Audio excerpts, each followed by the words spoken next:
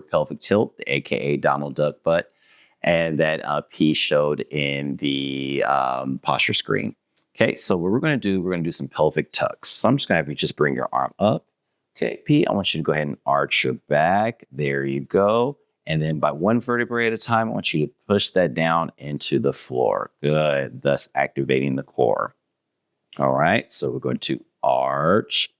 And I like when we do this particular exercise, you're going to feel the flexibility of your spine increase. You're going to be able to arch your back much higher, and you're going to be able to engage in your core much better. And this is one of my favorite exercises to do when someone is dealing with anterior pelvic tilt. Okay, keep going. There we go. And again, with this exercise, it seems pretty simple, but it's actually quite difficult. Okay, because again, you're doing a lot of flexibility and strength training all at the same time. So let's go ahead and continue to do that. You're going to give me a few more. Pressing down. Very good.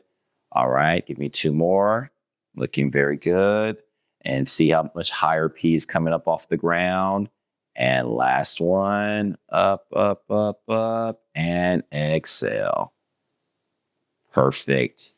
And that is step 3 of the stand-up method, corrective exercise.